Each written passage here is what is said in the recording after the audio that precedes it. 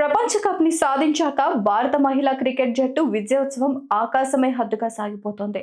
రెండో T20 match లోనూ భారత్ తన తడాకా చూపించింది. విశాఖలో శ్రీలంకతో జరిగిన టీ20 మ్యాచ్ లో మరోమారు భారత్ ఘన విజయాన్ని కైవసం చేసుకుంది. శ్రీలంక ఆటగాళ్లపై బౌలర్లు మొదట చెలరేగిపోయారు. ఘన విజయాన్ని సొంతం చేసుకున్నారు. 2 నెలల క్రితం వన్డే ప్రపంచ కప్ లో విశాఖపట్నంలో ఆడిన 2 మ్యాచ్ల్లోనూ ఓడిన భారత జట్టు ఈసారి అదే వేదికపై శ్రీలంకతో ఆడిన టీ20 మ్యాచ్లు రెండింటిలోనూ విజయ పతాకాన్ని ఎగురవేసింది. శ్రీచరవాణి షెఫాలి ఆట తీరు అదరహు అనిపించేలా ఉంది.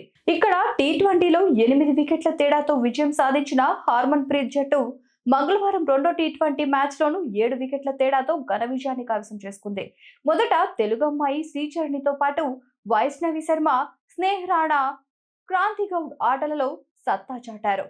దీంతో 20 ఓవర్లలో 9 వికెట్లు, 128 పరుగులకే శ్రీలంకను కట్టడి చేశారు. అనంతరం player of the match Shafali Verma చెలరేగిపోవడంతో భారత్ 11.5 ఓవర్లలో 3 వికెట్లు మాత్రమే కోల్పోయి లక్ష్యాన్ని సాధించి విజేతగా నిలిచింది. ఇలాంటి మరెన్నో ఇంట్రెస్టింగ్ వీడియోస్ కోసం చూస్తూనే ఉండండి వేదిక టీవీ. ప్లీజ్ సబ్స్క్రైబ్ టు వేదిక టీవీ.